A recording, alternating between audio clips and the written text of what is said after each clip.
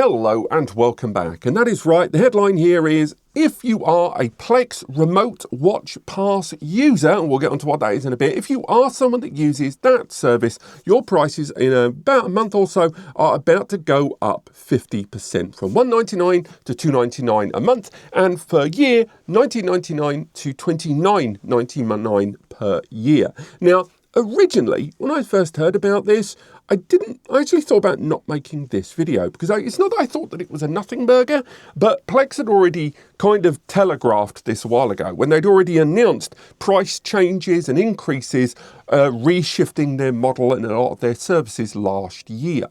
And they had given people notice that there was an introductory price that was going to change. However, after a night's sleep on this, I kind of thought more about it that, one, there are possibly people who the Plex Remote Pass usage, who this service is targeted towards, who are almost certainly going to sleep through this and therefore suddenly wake up to a price increase, or that these are users, extended family members or more, that this service has been set up for by other users who might not even get notification emails from Plex that this is going to happen. So that's the main motivation for this video. It's more of a FYI in some respects, that if you are using this service or you have set this service up for someone else, let them know that these prices are going to go up. Now, one, if you are a Plex Pass user, because astoundingly, in their efforts to simplify this process, Plex did last year, it actually made it more complicated. If you use Plex Pass, whether that is a monthly, an annual or a lifetime, none of this affects you. This is about the app, the app and service for remote access using the relay service with Plex being installed on those devices and what they pay as part of that subscription model. Now, if you are using the Plex remote service, again, you're not really going to feel any tangible difference given this price difference. What you've always had is the ability to remote stream services from a pre-existing Plex media server, but you were never able to do any of the management, none of the tool set, none of the extra benefits of a Plex Pass. This really was paying for a tunnel, and that was it.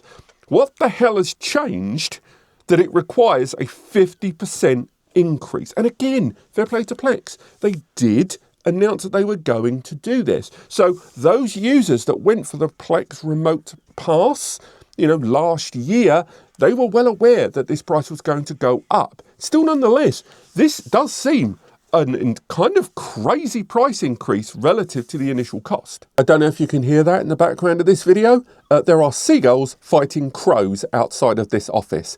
I cannot catch a break. Now, if you're one of the many users that have gone, this is the last straw, well, you're joining the back of a long queue.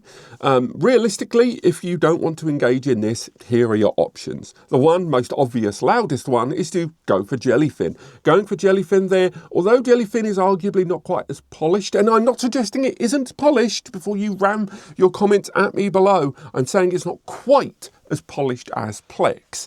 If, you don't mind just a little bit of extra work, a tiny little bit of extra work, Jellyfin may be for you, and it is completely subscription free. It's completely, no price. You are going to have to arrange some of the remote access stuff yourself, and that leads us on to our second point, which is you don't necessarily have to use the Plex service there for remote accessing and streaming your media. There are loads of ways to use third-party tunnels or opening up ports, although I wouldn't recommend that unless you know what you're doing, to enable remote access to your Plex media server conveniently. Just keep in mind that you are going to be paying a little bit in time there and other services than giving that money to Plex. But again, for a monthly or annual subscription fee, if that was the model for you, that the Plex Pass didn't fit that need, then I would argue you're burning money anyway. And finally, as alluded to, the ultimate option there is just to go for a Plex Pass. The lifetime subscription is still available, and Plex Pass allows you to install Plex on a bunch of different devices with Plex Pass there and still have that remote level of control and access.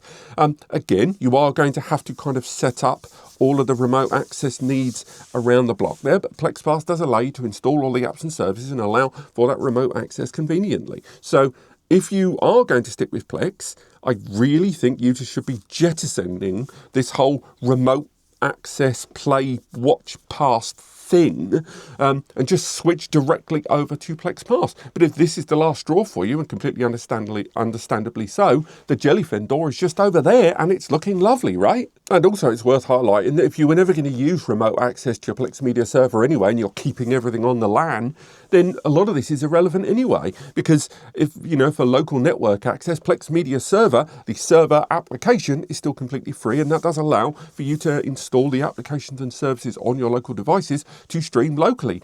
They are still paywalling because of development costs, they say. Things like hardware transcoding, something that Jellyfin has always provided completely, for free to use your hardware the way you want and not bar you behind weird artificial driver blocks. But still, nonetheless, if you are someone that's going to be accessing it on the LAN and things like transcoding and reshaping of media isn't a barrier, then a lot of this is completely immaterial to you.